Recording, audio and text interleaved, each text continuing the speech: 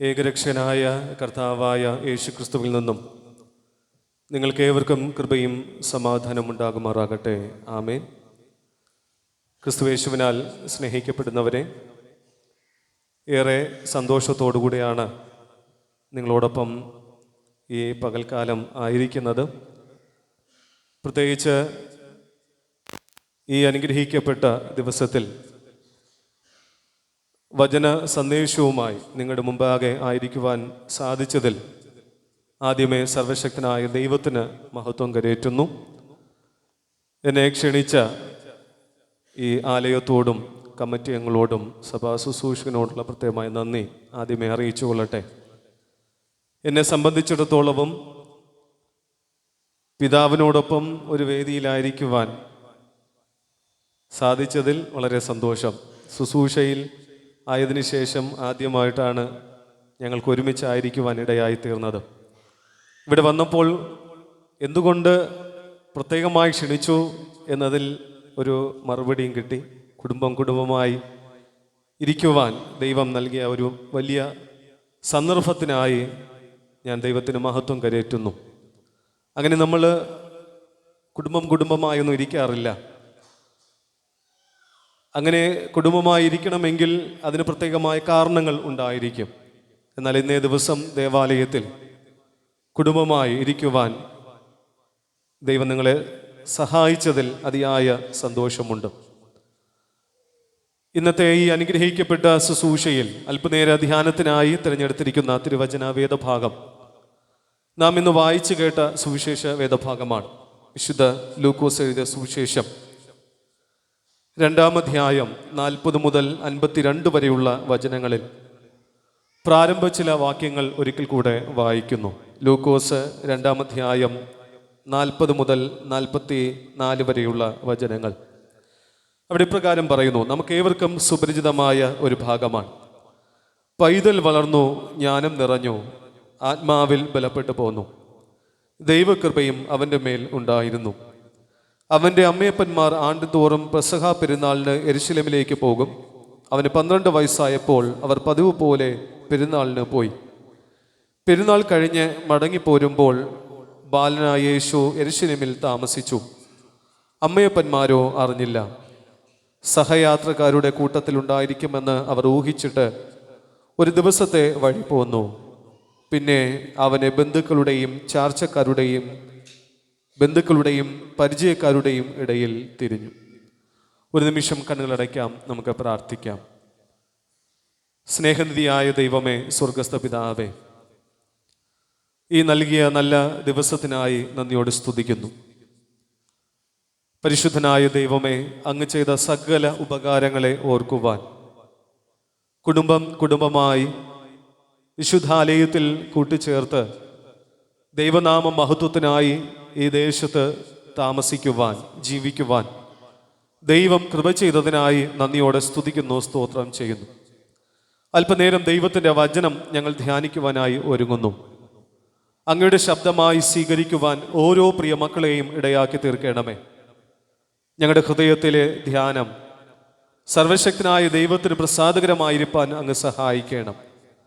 പ്രാർത്ഥനയോടെ വചന ശുശ്രൂഷയിലേക്ക് പ്രവേശിക്കുന്നു. യേശുവിൻ്റെ നാമത്തിൽ തന്നെ നല്ല പിതാവേ, ആമേൻ. ക്രിസ്തുയേശുവിനാൽ സ്നേഹിക്കപ്പെടുന്നവരെ, വ്യക്തിത്വ രൂപീകരണത്തിൻ്റെ ഏറ്റവും മർമ്മപ്രധാനമായ സഹായമായി തീരുന്ന ഒന്നാണ് കുടുംബം എന്നത്. നിരന്തരം കലഹമുള്ള ഒരു കുടുംബത്തിൽ അവിടെ വസിക്കുന്ന കുഞ്ഞുങ്ങളുടെ ബ്രെയിൻ എന്നത് ഒരു യുദ്ധഭൂമിക്ക് തുല്യമാണ് എന്നാണ് അഭിപ്രായപ്പെടുന്നത്. കുഞ്ഞുങ്ങളുടെ മാത്രമല്ല, നിരന്തരമായി കലഹമുള്ള ഏതൊരു കുടുംബത്തിലെയും ജീവിതം, അവരുടെ ഉള്ളങ്ങൾ എപ്പോഴും ഒരു യുദ്ധഭൂമിക്ക് തുല്യമായിരിക്കും. ഒരുമിച്ച് താമസിച്ചത് കൊണ്ട് ഒരിക്കലും അതൊരു കുടുംബമാണ് എന്ന് പറയുവാനായി സാധിക്കുകയില്ല. ഒരു കാലഘട്ടത്തിൽ വിവാഹം കഴിക്കാതെ ഒരുമിച്ച് താമസിച്ചാൽ അത് ഇമ്മോറൽ എന്ന് പറയുമായിരുന്നു. എന്നാൽ ഇന്ന് നമ്മുടെ സമൂഹം അതിനൊരു ഓമന പേര് നൽകിയിട്ടുണ്ട്, ലീവിങ് ടുഗദർ എന്ന്. മക്കളെ ജനിപ്പിച്ചത് കൊണ്ടോ അല്ലെങ്കിൽ മക്കൾക്ക് ജന്മം കൊണ്ടതുകൊണ്ടോ അമ്മയോ അപ്പനോ ആയി തീരുന്നില്ല.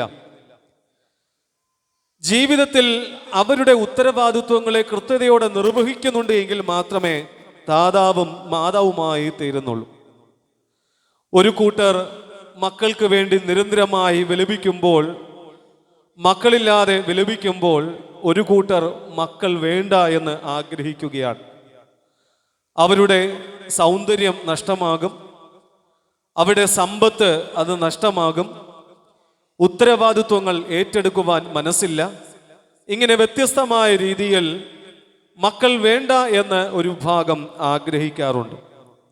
എന്നാൽ ഞാൻ ഓർമ്മിപ്പിച്ചതുപോലെ ഒരു കൂട്ടർ വളരെയേറെ വിലാപത്തോടുകൂടെ ആയിരിക്കുകയാണ്. കുഞ്ഞുങ്ങളില്ലാതെ, സന്തോഷമില്ലാതെ, അവർ ഉള്ളത് വെച്ച് സന്തോഷത്തോടെ ജീവിക്കുവാനായിട്ട് ശ്രമിക്കുന്നുണ്ട്. ഒരു ദേശം നന്നാകണമെങ്കിൽ ആ ദേശത്തിലുള്ള ഓരോ കുടുംബവും നന്നായിരിക്കണം. ഒരു ദേശത്തിൽ കലഹങ്ങളോ വിദ്വേഷങ്ങളോ പകയോ ഇല്ലാതിരിക്കണമെങ്കിൽ ഓരോ കുടുംബവും നന്നാവണം. ഓരോ കുടുംബവും നന്നാകണമെങ്കിൽ ആ കുടുംബത്തിൽ പെടുന്ന ഓരോ വ്യക്തികളും നന്നാകണം. അപ്പനായിക്കൊള്ളട്ടെ, അമ്മയായിക്കൊള്ളട്ടെ, മക്കളായിക്കൊള്ളട്ടെ. അപ്പനോ അമ്മയോ മക്കളോ നന്നാകണമെങ്കിൽ തീർച്ചയായും ദൈവത്തിൻ്റെ കൃപ ആവശ്യമാണ്. ദൈവത്തിൻ്റെ കൃപ കൂടാതെ ഒരു കുടുംബവും നന്നായി ജീവിച്ചിട്ടില്ല. ദൈവത്തിൻ്റെ കൃപയില്ലാതെ ഒരു കുടുംബവും ഏറെ നന്നായി ഈ ഭൂമിയിൽ അവരുടെ ജീവിതം പൂർത്തീകരിച്ചിട്ടുമില്ല. ദൈവം നാഥനായിരിക്കുന്ന ഏതൊരു കുടുംബവും അനുഗ്രഹിക്കപ്പെട്ടതായിത്തീരും. ദൈവം നാഥനായിരിക്കുന്ന ഏതൊരു കുടുംബവും ജീവിതത്തിൽ വിജയം കരസ്ഥമാക്കുവാൻ ഇടയായിത്തീരും. വേദപുസ്തകത്തിൻ്റെ ആരംഭത്തിൽ പരിശോധിക്കുമ്പോൾ സർവശക്തനായ ദൈവത്താൽ സ്ഥാപിതമായതാണ് ഓരോ കുടുംബവും. ആരംഭത്തിൽ തന്നെ ആദാവും ഹൗവയും ദൈവത്തിൻ്റെ കൃപയാൽ ദൈവത്താൽ യോജിപ്പിക്കപ്പെട്ടവരാണ്. വേദപുസ്തകത്തിൻ്റെ അവസാന പുസ്തകമായ വെളിപ്പാട് പുസ്തകത്തിലും കർത്താവായ ക്രിസ്തുവേശു മണവാളനും മണവാട്ടിയായ സഭയെയും കൂട്ടിച്ചേർക്കുവാൻ വരുന്ന കർത്താവിനെയും കുറിച്ച് പറയുന്നതും കുടുംബവുമായുള്ള ബന്ധത്തിലാണ്. നാം ഇന്ന് വായിച്ചു കേട്ട മത്തായി എഴുതിയ സുവിശേഷം, ലൂക്കോസ് എഴുതിയ സുവിശേഷം 2-ാം അധ്യായം അതിൻ്റെ 40 മുതൽ 52 വരെയുള്ള വചനങ്ങൾ ഒരു മനോഹരമായ കുടുംബത്തെക്കുറിച്ച് നമ്മെ പരിചയപ്പെടുത്തുകയാണ്. യാദൃച്ഛികമാണോ എന്നറിയത്തില്ല, അറിഞ്ഞുവാണോ എന്നറിയത്തില്ല, ഇന്ന് നമുക്ക് ധ്യാനത്തിന് വേണ്ടി നൽകുന്ന വേദഭാഗവും പ്രത്യേകിച്ച് നമ്മുടെ സഭയെ സംബന്ധിച്ചിടത്തോളം സഭയുടെ പ്രത്യേകതയും തമ്മിൽ പരിശോധിക്കുമ്പോൾ വളരെയേറെ സാമ്യമുള്ളതായി കാണുന്നുണ്ട്. ഇവിടെ പറയുന്ന കുടുംബത്തെ തിരുക്കുടുംബമെന്നും വിശേഷണം നൽകുന്നതായി നമുക്ക് കാണുവാൻ കഴിയുന്നുണ്ട്. ഏറെ മനോഹരമായ ബെത്ലഹേമിലെ നസ്രേത്ത് എന്ന് പറയുന്ന ഒരു ഗ്രാമത്തിലെ, കൊച്ചു ഗ്രാമത്തിലെ കുടുംബമാണ്. ഏകദേശം 80 കിലോമീറ്റർ അകലെയാണ് ഈ ബെത്ലഹേമിൽ നിന്ന് നസ്രേത്ത് വരെയുള്ള യാത്ര എന്ന് പറയുന്നത്. കർത്താവായ ക്രിസ്തുവേശുവിൻ്റെ ബാല്യകാലത്തെക്കുറിച്ച് എവിടെയാണ് പറഞ്ഞിരിക്കുന്നത് എന്ന് ചോദിച്ചാൽ അതിനുള്ള വ്യക്തമായ മറുപടി ലൂക്കോസ് എഴുതിയ സുവിശേഷം 2-ാം അധ്യായത്തിലാണ്. ഓരോ വാക്കുകളും കർത്താവായ ക്രിസ്തുവേശുവിനെ വളരെ വ്യക്തമായി പരാമർശിക്കുന്ന വാക്കുകളായി നമുക്ക് സ്വീകരിക്കുവാൻ സാധിക്കും. ദാവീദിന്റെ വംശജൻ എന്ന് യേശുക്രിസ്തുവിനെ പറയുമ്പോൾ ഒരു വലിയ ഫാമിലിയാണ്, ഒരു ഏറ്റവും വലിയ ഫാമിലിയായി നമുക്ക് കാണുവാനായിട്ട് കഴിയുന്നുണ്ട്. തീർച്ചയായും ദൈവത്തിൻ്റെ സകല നീതിയും നിറവേറപ്പെടണമെന്ന ദൈവികമായ കൽപ്പനയാൽ പരിച്ഛേദന എന്നത് കർത്താവായ യേശുക്രിസ്തു ഏറ്റിരുന്നു. മാത്രമല്ല, അന്ന് നസ്രയത്തിൽ ഒരു ബാലൻ ജനിച്ചു കഴിഞ്ഞാൽ ആ ബാലന് തീർച്ചയായും ഒരു തൊഴിൽ പഠിപ്പിച്ചിരിക്കണമെന്ന ഉത്തരവാദിത്വമുണ്ട്. ഇല്ല എങ്കിൽ കള്ളനാക്കുന്നു എന്നാണ് അർത്ഥമാക്കുന്നത്. ഒരു ബാലൻ മുതിർന്നു വന്നു കഴിഞ്ഞാൽ തീർച്ചയായും അവന് വിദ്യാഭ്യാസമുള്ളതായിക്കൊള്ളട്ടെ, സമ്പത്ത് ഉള്ളതായിക്കൊള്ളട്ടെ, ഒരു തൊഴിൽ പഠിപ്പിച്ചിരിക്കണമെന്നുള്ളത് വളരെ ഉത്തരവാദിത്വമായ കാര്യമായിരുന്നു. അതുകൊണ്ട് അപ്പനായ യോസഫിൻ്റെ ആശാരിപ്പണിയും അഭ്യസിച്ചിരുന്നു എന്ന് ചരിത്രത്തിൽ ഓർമ്മിപ്പിക്കുന്നുണ്ട്. പരിമിതമായ സാഹചര്യത്തിൽ, വളരെ ചുരുങ്ങിയ സാഹചര്യങ്ങളിൽ വളരെ സന്തുഷ്ടമായി ജീവിച്ച ഒരു കുടുംബമായിരുന്നു യേശു ക്രിസ്തുവായിരുന്ന കുടുംബമെന്ന് വചനം പറയുന്നു. യോസഫിനെയും മറിയെയും നോക്കുക. യാദൃച്ഛികമായി ഒരുമിച്ച് ചേർന്നതല്ല, ദൈവത്തിൻ്റെ കൃപയാൽ ഒരു ദൃഢനിശ്ചയത്തോടുകൂടെ ദൈവത്തിൻ്റെ ഉദ്ദേശം നിറവേറപ്പെടുന്നതിന് വേണ്ടി ഒരുമിച്ച് ചേർന്നതാണ്. എന്നെ കേൾക്കുന്ന പ്രിയ ദൈവമക്കളെ, നിങ്ങൾ ഒരു കുടുംബ ജീവിതത്തിലായിരിക്കുന്നുണ്ടെങ്കിൽ യാദൃച്ഛികമായി നിങ്ങൾ ഒരുമിച്ച് ചേർന്നതല്ല, ഒരു കുടുംബമായി ജീവിച്ചതല്ല. ദൈവം നിങ്ങളെ യോജിപ്പിച്ചതാണ്. ദൈവം നിങ്ങളെ ഒരു കുടുംബത്തിന്റെ ഭാഗമാക്കി തീർത്തിരിക്കുന്നു എന്നത് നിസ്സംശയം പറയുവാനായിട്ട് സാധിക്കും. ഇവിടെ യോസഫും മറിയയും യാദൃച്ഛികമായി ഒരുമിച്ച് ചേർന്നതല്ല, അവർ ദൈവത്തിന്റെ കൃപയാൽ, ദൈവത്തിന്റെ ആലോചനയാൽ ഒരു കുടുംബമായി ജീവിക്കുവാൻ ഇടയായി തീർന്നു എന്നതാണ്. യേശുക്രിസ്തുവിനെ സംബന്ധിച്ചിടത്തോളം സാക്ഷാൽ മനുഷ്യനും സാക്ഷാൽ ദൈവവുമാണ് എന്ന് വിശുദ്ധ വേദപുസ്തകത്തിൽ നമ്മെ പഠിപ്പിക്കുന്നുണ്ട്. മാനുഷികമായ തലത്തിൽ നാം പരിശോധിക്കുമ്പോൾ പാപമൊഴികെ നമുക്ക് തുല്യമായി ഈ ഭൂമിയിൽ ജീവിച്ചവൻ തന്നെയാണ്. ലൂക്കോസ് 2-ാം അധ്യായം 40-ാമത്തെ വാക്യവും ലൂക്കോസ് 2-ാം അധ്യായം 52-ാമത്തെ വാക്യവും വായിക്കുമ്പോൾ ദൈവത്തിന്റെ കൃപ കൂടെ ഉണ്ടായിരുന്നു, മാത്രമല്ല മനുഷ്യരുടെ കൃപയും ഉണ്ടായിരുന്നു. ഞാൻ ഇങ്ങനെ മനസ്സിലാക്കുന്നു, നമ്മുടെ ജീവിതത്തിലും ദൈവത്തിന്റെ കൃപ മാത്രം പോരാ ജീവിക്കുവാൻ, പിന്നെയോ മനുഷ്യരായ മാതാപിതാക്കളുടെ കൃപയും നമ്മുടെ ജീവിതത്തിൽ ഉണ്ടായിരിക്കണം. ഇവിടെ ആയിരിക്കുന്ന ഓരോ പ്രിയപ്പെട്ടവരും ഒരു കുടുംബ ജീവിതത്തിന്റെ ഭാഗമായി തീർന്നിരിക്കുന്നവരാണ്, ഒരു കുടുംബ ജീവിതത്തിന്റെ ഭാഗമായി തീർന്നിരിക്കുകയാണ്. എന്തുകൊണ്ട് യോസഫിന്റെയും മറിയയുടെയും ജീവിതം മനോഹരമായ കുടുംബമെന്നും ഒരു തിരുകുടുംബമായി തീർന്നു എന്നതിനെ കുറിച്ച് നാം ദൈവത്തിന്റെ വചനത്തിലൂടെ ധ്യാനിക്കുവാനായിട്ട് ശ്രമിക്കുകയാണ്. നമുക്കറിയാം, ഒരു തൊഴിൽ ചെയ്യുവാനായിട്ട് ശ്രമിക്കുമ്പോൾ അത് തീർച്ചയായും അതിനാവശ്യമായ പരിശീലനം ആവശ്യമാണ്. പരിശീലനമില്ലാതെ ആരും ഒരു തൊഴിലേക്കും പ്രവേശിക്കാറില്ല. അങ്ങനെ പ്രവേശിച്ചു കഴിഞ്ഞാൽ തീർച്ചയായും പരാജയം സംഭവിക്കും. എന്നാൽ ഒരു പരിചയവും കൂടാതെ, ഒരു പരിശീലനം കൂടാതെ സ്വീകരിക്കുന്ന ഉദ്യോഗങ്ങളിൽ ഒന്ന് എന്ന് പറയുന്നത് ഭർത്താവിൻ്റെ ജോലിയാണ്. മറ്റൊന്ന് ഒരു അമ്മയുടെ അല്ലെങ്കിൽ ഒരു ഭാര്യയുടെ ജോലിയാണ്. മറ്റൊന്ന് അപ്പൻ്റെ ജോലിയാണ്. മറ്റൊന്ന് അമ്മയുടെ ജോലിയാണ്. ഇത് മുൻപരിചയം കൂടാതെ ഓരോ വ്യക്തികളും സ്വീകരിച്ചിരിക്കുന്ന ഒരു ഉദ്യോഗമായി നമുക്ക് കാണുവാനായിട്ട് കഴിയും. ഈ കാലഘട്ടത്തിൽ ഒരു അമ്മ എങ്ങനെയായിരിക്കണം, ഒരു അപ്പൻ എങ്ങനെയായിരിക്കണം, ഒരു ഭാര്യ എങ്ങനെയായിരിക്കണം, ഒരു ഭർത്താവ് എങ്ങനെയായിരിക്കണം എന്നതിനെ കുറിച്ചുള്ള വ്യക്തമായ ധാരണ നമുക്കുണ്ടായിരിക്കണം. ഇന്ന് ആ ധാരണ ഇല്ലാത്തത് കൊണ്ട് ജീവിതങ്ങൾ വഴിമുട്ടിപ്പോകുന്നതായി കാണുവാൻ സാധിക്കുന്നു. വിവാഹം കഴിയും 1 മാസമോ 2 മാസമോ 6 മാസമോ മാത്രം ദൈർഘ്യമുള്ള കുടുംബജീവിതങ്ങൾ അവസാനിപ്പിച്ച് അവർ സ്വതന്ത്രരായി തീരുന്നതായി കാണുവാൻ സാധിക്കുന്നു. എന്തുകൊണ്ട്? ഇതിനുള്ള കാരണങ്ങൾ എന്നത് യേശുവിൻ്റെ അപ്പനും അമ്മയുമായി ഭൗതികമായ ലോകത്തിൽ ജീവിച്ച യോസഫിന്റെയും മറിയുടെയും ജീവിതത്തിലൂടെ നമുക്ക് മനസ്സിലാക്കുവാൻ കഴിയും. ഒന്നാമതായി വിശുദ്ധ വേദപുസ്തകം പരിശോധിക്കുമ്പോൾ ലൂക്കോസ് എഴുതിയ സുവിശേഷം 2-ാം അധ്യായം 41-42 വാക്യങ്ങൾ വായിക്കുമ്പോൾ അവിടെ പതിവാക്കേണ്ടുന്ന ചില ജീവിത ശൈലികളുണ്ട്. പതിവാക്കേണ്ടതായ ചില ജീവിത ശൈലികളുണ്ട്. അവിടെ വചനം ഇങ്ങനെയാണ് പറയുന്നത്. ലൂക്കോസ് 2-ാം അധ്യായം 41-42. അവന്റെ അമ്മയപ്പന്മാർ, അവിടെ അപ്പനെന്ന് മാത്രം പറയുന്നില്ല, അമ്മയെന്ന് മാത്രം പറയുന്നില്ല, അമ്മയപ്പന്മാർ ആണ്ടുതോറും പെസഹ പെരുന്നാളിന് യെരുശലേമിലേക്ക് പോകും. അവർ ആണ്ടുതോറും അവർക്ക് ലഭ്യമാകുന്ന സന്ദർഭങ്ങൾ ദൈവത്തെ ആരാധിക്കുന്നതിന് വേണ്ടി യെരുശലേമിലേക്ക് പോകുമായിരുന്നു. 42-ാമത്തെ വാക്യം, അവന് 12 വയസ്സായപ്പോൾ അവർ പതിവ് പോലെ പെരുന്നാളിന് പോയി. 12 വയസ്സായപ്പോഴും അവർ പെരുന്നാളിന് പോയി. അതിനു മുൻപും അവർ ദേവാലയത്തിൽ പോകുവാൻ ഇടയായി. അവിടെ ഒരു വാക്ക് ഉപയോഗിച്ചിട്ടുണ്ട്, പതിവ് പോലെ പോയി. എന്തുകൊണ്ട് ഇന്ന് നമ്മുടെ ജീവിതത്തിന് ചില കുറവുകൾ സംഭവിച്ചു, എന്തുകൊണ്ട് ജീവിതത്തിൽ ചില വീഴ്ചകൾ സംഭവിച്ചു എന്ന് ചോദിച്ചാൽ, പതിവായി ദേവാലയ സന്ദർശനം ഉണ്ടായിരുന്ന ഒരു കാലഘട്ടം ഉണ്ടായിരുന്നു. എന്നാൽ ഇന്ന് ആ പതിവ് തെറ്റിയിരിക്കുന്നു. പതിവായി ആലയത്തിലേക്ക് പോകുന്നത് ഇന്ന് പതിവല്ലാതായി തീർന്നിരിക്കുന്നു. അതിനോടൊപ്പം ചേർന്ന് ചില കാര്യം കൂടെ പറഞ്ഞുകൊള്ളട്ടെ. പ്രാർത്ഥന എന്നത് പതിവായിരുന്നു, ഇന്ന് പതിവില്ലാതായി തീർന്നിരിക്കുന്നു. ഒത്തുചേരുന്ന സന്ദർഭങ്ങൾ ഒരു കാലഘട്ടത്ത് പതിവായിരുന്നു, ഇന്ന് വിരളമായി തീർന്നിരിക്കുന്നു.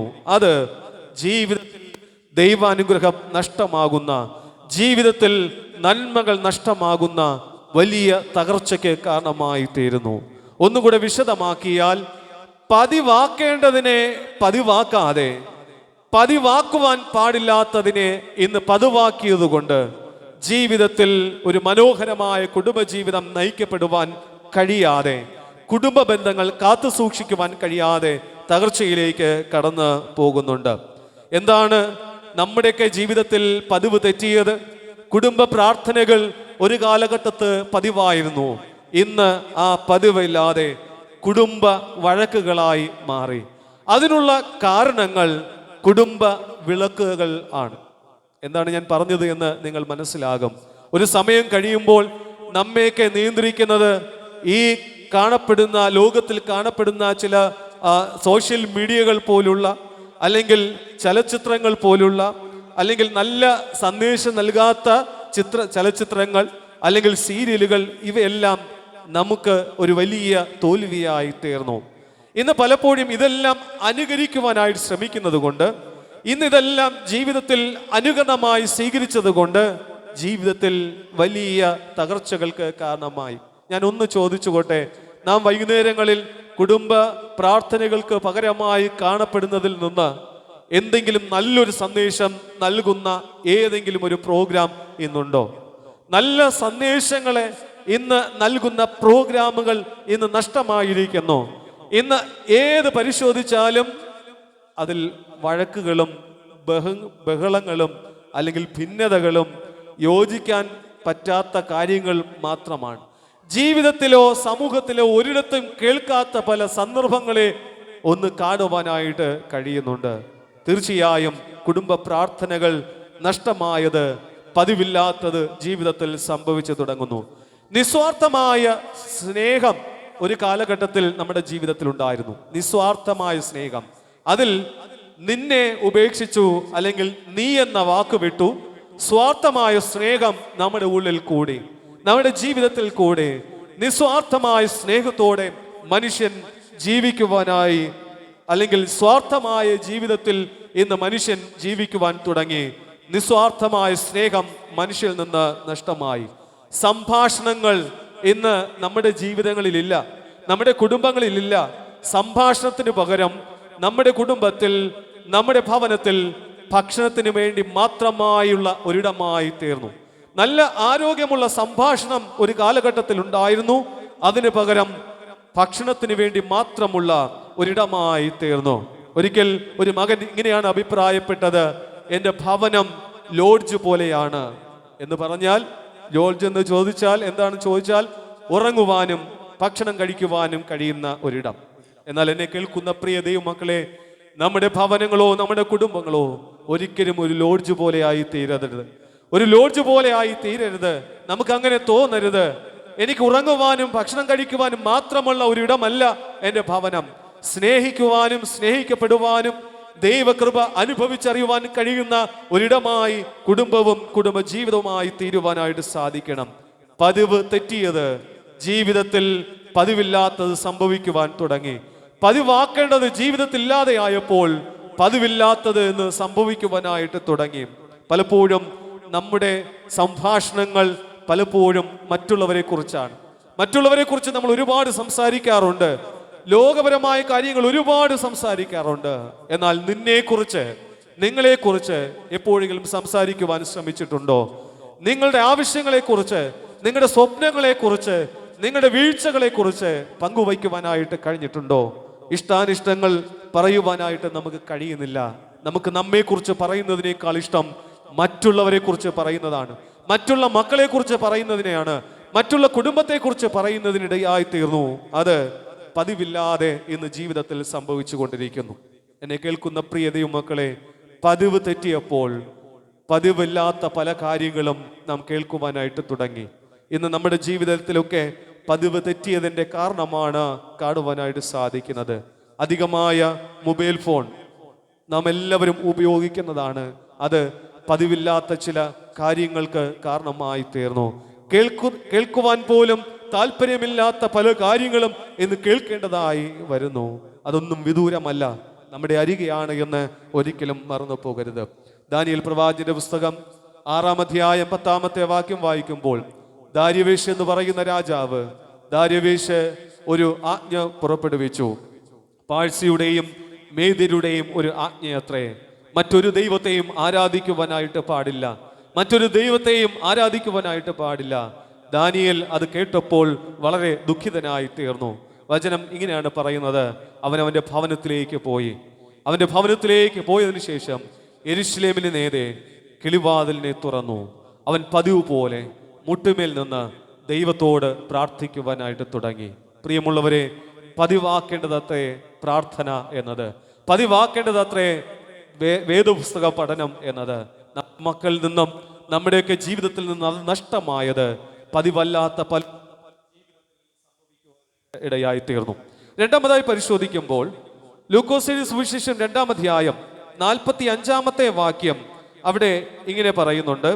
ലൂക്കോസ് എഴുതിയ സുവിശേഷം 2-ാം അധ്യായം 45-ാമത്തെ വാക്യം, 44-45. സഹയാത്രക്കാരുടെ കൂട്ടത്തിൽ ഉണ്ടായിരിക്കുമെന്ന് അവർ ഊഹിച്ചിട്ട് ഒരു ദിവസത്തെ വഴി പോന്ന് പിന്നെ അവനെ ബന്ധുക്കളുടെയും പരിചയക്കാരുടെയും ഇടയിൽ തിരഞ്ഞു. ഇങ്ങനെയാണ് അവിടെ പറയുന്നത്. കർത്താവായ യേശുക്രിസ്തുവിന്റെ ജീവിതത്തിൽ ഒരു സംഭവം ഉണ്ടാകുകയാണ്. അവർ യെരൂശലേമിലേക്ക് പോയി തിരികെ മടങ്ങി വരുമ്പോൾ യേശു യെരൂശലേമിൽ തങ്ങി എന്നാണ് പറയുന്നത്. ഇവിടെ പ്രധാനപ്പെട്ട ചില കാര്യങ്ങൾ ഒന്ന് ഓർമ്മിപ്പിക്കുന്നു. ലൂക്കോസ് 2:43. യേശു അവരോട് കൂടെ ഇല്ല എന്ന് അവർക്ക് മനസ്സിലായി. യേശുവിന്റെ അപ്പനും അമ്മയ്ക്കും മനസ്സിലായി യേശു അവരോട് കൂടെ ഇല്ല എന്ന്. അവരെന്താണ് ഊഹിച്ചതെന്നറിയാമോ? അവിടെ സ്വന്തക്കാരോട്, അവിടെ പ്രിയപ്പെട്ടവരോട് കൂടെ ഉണ്ടായിരിക്കുമെന്ന് അവർ ഊഹിച്ചു. ശരിക്കും ഇന്ന് ചില കാര്യങ്ങൾ നമ്മൾ ഊഹിച്ചെടുക്കാറുണ്ട്, അല്ലേ? ആ ഊഹിച്ചെടുത്തത് വലിയ അബദ്ധമായി തീരാറുണ്ട്. ചിലരെ കുറിച്ച് നമ്മൾ ഊഹിക്കാറുണ്ട്, ആ ഊഹിച്ചതെല്ലാം ചിലപ്പോൾ തെറ്റായി പോയി എന്ന് ചില സമയങ്ങൾ കഴിയുമ്പോഴാണ് മനസ്സിലാക്കുവാനായിട്ട് സാധിക്കുക. ഇവിടെയും അവർ ഊഹിച്ചു, അത് ഊഹം തെറ്റായി പോയി എന്ന് അവർക്ക് മനസ്സിലായി. പിന്നെ എന്ത് ചെയ്തു? അവർ തെരഞ്ഞു യേശുവിനെ. യേശുവിന്റെ അപ്പനും അമ്മയും തെരഞ്ഞു. പിന്നെ പറയുന്നു, അവർ അന്വേഷിച്ചു. തെരയുക മാത്രമല്ല ചെയ്തത്, യേശു കൂടെ ഇല്ല എന്ന് മനസ്സിലാക്കിയപ്പോൾ അവർ അന്വേഷിച്ചു. പിന്നെ എന്ത് ചെയ്തു? അവർ മടങ്ങിപ്പോയി. എവിടേക്ക് പോയി? എവിടെയാണോ നഷ്ടമായത്, എവിടെയാണോ യേശു ക്രിസ്തു ആയിരിക്കുന്നത്, അവിടേക്ക് അപ്പനും അമ്മയും മടങ്ങിപ്പോയതായി വിശുദ്ധ വേദപുസ്തകത്തിൽ പറയുന്നു. താമസം കൂടാതെ എടുത്ത ഒരു തീരുമാനമാണ്. കൂടെ ഉണ്ടായിരുന്ന സ്വന്തം മകൻ നഷ്ടമായി. അവർ ഊഹിച്ചു, എല്ലാവരോടും കൂടെ ഇല്ല എന്ന് മനസ്സിലാക്കി. അവർ എന്തു ചെയ്തു? തിരഞ്ഞു, അന്വേഷിച്ചു, മടങ്ങിപ്പോയി. എവിടെയാണോ നഷ്ടമായത് അവിടത്തേക്ക് മടങ്ങിപ്പോയി. ഞാൻ പറഞ്ഞു വന്നത്, നമ്മുടെ ജീവിതത്തിൽ എവിടെയാണോ ചില നഷ്ടങ്ങൾ സംഭവിച്ചത്, എവിടെയാണോ കുറവുകൾ സംഭവിച്ചത്, അവിടത്തേക്ക് ഒരു അന്വേഷണം നടത്തുന്നത് നന്നായിരിക്കും. എവിടെയാണോ നമ്മുടെ ബന്ധങ്ങൾക്ക് വിലക്കുകൾ സംഭവിച്ചത്, എവിടെയാണോ നമ്മുടെ സ്നേഹത്തിന് കുറവ് സംഭവിച്ചത്, എവിടെയാണോ മക്കൾക്ക് സ്നേഹക്കുറവ് സംഭവിച്ചത്, എവിടെയാണോ മക്കൾ എൻ്റെ വാക്കുകൾ കേൾക്കാതെ ആയി തീർന്നത്, അവിടത്തേക്ക് ഒരു അന്വേഷണം നടത്തുന്നത് എന്തുകൊണ്ടും നന്നായിരിക്കും. നല്ല നിമിഷങ്ങൾക്ക് വേണ്ടി, നഷ്ടപ്പെട്ടു പോയ സന്തോഷം തിരികെ സ്വീകരിക്കുന്നതിന് വേണ്ടി, ബന്ധങ്ങളെ ഉറപ്പിക്കുന്നതിന് വേണ്ടി ഒരു അന്വേഷണം നടത്തുന്നത് നല്ലതാണ്.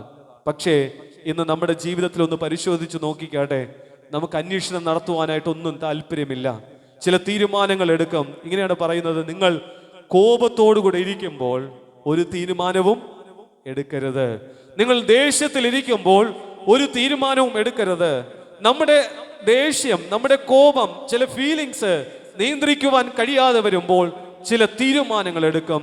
ആ തീരുമാനങ്ങൾ ചിലപ്പോൾ അന്വേഷിച്ചു പോലും പോകുവാൻ കഴിയാത്ത വിധത്തിൽ ജീവിതത്തിൽ വലിയ പ്രയാസങ്ങൾക്കും ബുദ്ധിമുട്ടുകൾക്കും കാരണമായി തീരുന്നു. എവിടെയാണോ നഷ്ടം സംഭവിച്ചത് അവിടത്തേക്ക് തിരിഞ്ഞു നോക്കുവാനായിട്ട് നമുക്ക് സാധിക്കണം. പലപ്പോഴും പല മാതാപിതാക്കളും പറയാറുണ്ട്, അച്ഛാ, ഈ നാളുകളിൽ എൻ്റെ മക്കൾ പറയുന്നത് കേൾക്കുന്നില്ല, ഞാൻ എത്ര പറഞ്ഞിട്ടും അവർ അനുസരിക്കുന്നില്ല, ഞാൻ എന്ത് ചോദിച്ചാലും അവരുടെ മറുപടി കോപത്തോടു കൂടെയുള്ള മറുപടിയാണ്. ഈ സ്വഭാവം എവിടെ നിന്ന് ലഭ്യമായി? ഈ സ്വഭാവം എവിടെ നിന്ന് ലഭ്യമായി? അപ്പനിലെയും അമ്മയിലും ഉണ്ടായിരുന്ന സ്വഭാവം തന്നെയാണ് മക്കൾ ഉണ്ടായിരിക്കുന്നത്. അപ്പനിലും അമ്മയിലും ഉണ്ടായിരുന്ന സ്വഭാവം തന്നെയാണ് മക്കൾ ഉണ്ടായിരിക്കുന്നത്. എനിക്കുണ്ടായിരിക്കുന്നത് പോലെ വിഷമതകൾ, എനിക്കുണ്ടായിരിക്കുന്നത് പോലെ ഫീലിങ്സുകൾ, എനിക്കുണ്ടായിരിക്കുന്നത് പോലെ ഇമോഷനുകൾ എൻ്റെ മക്കൾക്കും മകനും മകൾക്കും ഉണ്ട് എന്ന് ഒരിക്കലും മറന്നു പോകരുത്. അവർക്ക് നഷ്ടമായി എവിടെയോ അവിടെ അന്വേഷിച്ചു പോകുവാൻ ഇടയായി തീരണം. 1 രാജാക്കന്മാരുടെ പുസ്തകം 3-ാം അധ്യായം 4 മുതൽ 15 വരെയുള്ള വാക്യങ്ങൾ നാം ഇന്ന് വായിച്ചു കേട്ട പഴയ നിയമ വേദഭാഗത്തിൽ വചനം ഇങ്ങനെ അവിടെ ഓർപ്പിക്കുന്നുണ്ട്. ശലോമോൻ തൻ്റെ പിതാവായ ദാവീദിനെ ഓർക്കുകയാണ്. ദാവീദ് ഏറെ അനുഗ്രഹിക്കപ്പെട്ട ഒരു ദൗത്യം സർവശക്തനായ ദൈവം നൽകി, രാജപദവി നൽകി, അത് നിർവഹിച്ചു. മകനായ ശലോമോൻ ആ പദവിയിലേക്ക് വന്നപ്പോൾ പിതാവ് ചെയ്തത് മകൻ ഓർക്കുകയാണ്. മാത്രമല്ല കർത്താവായ ദൈവം ഒരു അരുളപ്പാട് നൽകുകയാണ്. നീ രാജ്യം ഭരിക്കുന്നതിന് വേണ്ടി ജ്ഞാനം ചോദിച്ചത് കൊണ്ട്, സമ്പത്തോ മറ്റൊന്നും ചോദിക്കാതെ ജ്ഞാനം ചോദിച്ചത് കൊണ്ട് നിന്റെ അപ്പനെ പോലെ നീ നടന്നു കഴിഞ്ഞാൽ തീർച്ചയായും നിനക്ക് ദീർഘായുസ് നൽകും എന്നത്. പ്രിയമുള്ളവരെ, നമ്മുടെ മക്കൾ അവർ കണ്ടുപഠിക്കേണ്ടത്, അവർ ജീവിതത്തിൽ ശീലിക്കേണ്ടത്, അവർ മനസ്സിലാക്കേണ്ടത് നിങ്ങളെക്കുറിച്ചായിരിക്കണം, നിങ്ങളുടെ ജീവിതത്തെക്കുറിച്ചായിരിക്കണം. നിങ്ങൾ എന്താണോ ചെയ്യുന്നത്, നിങ്ങൾ എന്താണോ പ്രവർത്തിക്കുന്നത്, നാളെ മക്കൾ നിങ്ങളുടെ ജീവിതത്തിലും ചെയ്യുവാനായിട്ടിടയായി തീരും. നിങ്ങൾ ഇന്ന് രഹസ്യമായോ പരസ്യമായോ മദ്യപിക്കുകയോ ഈ ലോക വഷളത്തരങ്ങൾ ജീവിക്കുകയോ ചെയ്തു കഴിഞ്ഞാൽ നിങ്ങൾ ചിന്തിക്കും, ഇത് എൻ്റെ മകനൊന്നും ശീലിക്കുകയില്ല, മകളൊന്നും ശീലിക്കുകയില്ല എന്ന്. എന്നെ കേൾക്കുന്ന പ്രിയ ദൈവമക്കളെ, അവർ ഇന്ന് നിങ്ങളെ അനുസരിക്കുന്നത് നിങ്ങളെ പേടിച്ചത് കൊണ്ടല്ല, നിങ്ങളിൽ ആശ്രയം വയ്ക്കുന്നത് കൊണ്ട് മാത്രമാണ്. നിങ്ങളെ ഇന്ന് നിങ്ങളുടെ വഴക്കോ നിങ്ങളുടെ അടിയോ പേടിച്ചല്ല മക്കൾ അനുസരിക്കുന്നത്, പിന്നെയോ അവർ നിങ്ങളിൽ ആശ്രയം വയ്ക്കുന്നത് കൊണ്ട് മാത്രം. ഈ ആശ്രയം നഷ്ടപ്പെട്ടു പോകുന്ന ആ നാളിൽ അവരുടെ ഉള്ളിൽ സൂക്ഷിച്ചിരുന്ന പലതും പുറത്തു വരുവാൻ ഇടയായി തീരും. നാം അറിയാത്ത പലതും അവരിൽ നിന്ന് പുറത്തു വരുവാനായിട്ടിടയായി തീരും. അതുകൊണ്ട് ദൈവത്തിന്റെ സന്നിധിയിലായിരുന്നു കൊണ്ട് ഒരു അന്വേഷണം നടത്തുന്നത് നല്ലതാണ്.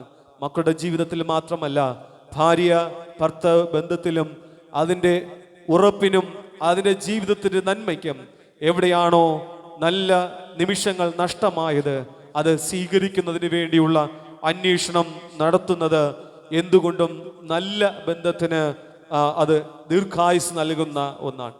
മൂന്നാമതായും അവസാനമായും ഒരു കാര്യം കൂടെ ഞാൻ പറയുവാനായിട്ട് ആഗ്രഹിക്കുന്നത്, വിശുദ്ധ ലൂക്കോസ് എഴുതിയ സുവിശേഷം 2-ാം അധ്യായം അതിൻ്റെ 51-ാമത്തെ വാക്യം. അതിനു മുൻപുള്ള വാക്യങ്ങൾ പരിശോധിക്കുമ്പോൾ കർത്താവായ യേശു ക്രിസ്തു എന്തിന് യെരുശലേമിൽ അവിടെ ആയിരുന്നു എന്നതിനെ കുറിച്ചൊക്കെ പറയുകയാണ്, ദൈവ ഉദ്ദേശത്തെക്കുറിച്ചൊക്കെ പറയുകയാണ്. അവസാന ഭാഗത്തിലേക്ക് വരുമ്പോൾ അവിടെ ഇങ്ങനെയാണ് പറയുന്നത്, മാതാപിതാക്കൾക്ക് കീഴ്പ്പെട്ട് നസ്രയത്തിൽ ജീവിക്കുവാൻ ഇടയായി തീർന്നു. മാതാപിതാക്കൾക്ക് കീഴ്പ്പെട്ട് നസ്രയത്തിൽ ജീവിക്കുവാനായിട്ടിടയായി തീരുന്നു. അപ്പോൾ നമ്മൾ ചിന്തിക്കും, മക്കൾക്ക് മാത്രമാണ് കീഴ്പ്പെട്ട് ജീവിക്കുവാനായിട്ടുള്ള അവകാശമുള്ളത്. മക്കൾ എപ്പോഴും കീഴ്പ്പെട്ട് ജീവിക്കണമെന്ന് താല്പര്യപ്പെടുന്നവരാണ്. എന്നാൽ നോക്കുക, പിതാവായ ദൈവം പുത്രനെ ഭൂമിയിലേക്ക് അയച്ചു തൻ്റെ ശുശ്രൂഷകൾ നിർവഹിക്കുന്നതിന് വേണ്ടി. ദൈവത്തിന് കീഴ്പ്പെടുവാൻ തൻ്റെ പുത്രനായ ക്രിസ്തു യേശുവിന് സാധിച്ചു. സഭയാകുന്ന നമ്മെ ഓരോരുത്തരെയും ഉൾപ്പെടുത്തുന്ന സഭയെ, അതിനെ പരിപാലിക്കുവാൻ അതിൻ്റെ തലയായി കർത്താവായ യേശു ക്രിസ്തു, യേശു ക്രിസ്തുവിൻ്റെ നിയന്ത്രിതമായ ജീവിതമാണ് ഞാനും നിങ്ങളും നയിക്കപ്പെടുന്നത്. വിശുദ്ധ വേദപുസ്തകം പറയുന്നു, ഒരു കുടുംബത്തിൻ്റെ നാഥൻ, അതിൻ്റെ ഉത്തരവാദിത്വം ഭർത്താവിനുണ്ട്. ഭർത്താവിന് കീഴ്പ്പെട്ട് ജീവിക്കുവാൻ ഒരു ഭാര്യയ്ക്കും കഴിയണമെന്ന് പറയപ്പെടുന്നു. മാത്രമല്ല വീണ്ടും വരുമ്പോൾ അവർക്ക് കീഴ്പ്പെടുവാൻ മക്കൾക്ക് കഴിയണം എന്ന് പറഞ്ഞാൽ പരസ്പരം കീഴ്പ്പെട്ടുകൊണ്ടുള്ള ഒരു ജീവിതമാണ് നയിക്കപ്പെടേണ്ടത്. പരസ്പരം കീഴടങ്ങിയുള്ള ഒരു ജീവിതമാണ് നയിക്കപ്പെടേണ്ടത്. ആർക്കും മുകളിലല്ല.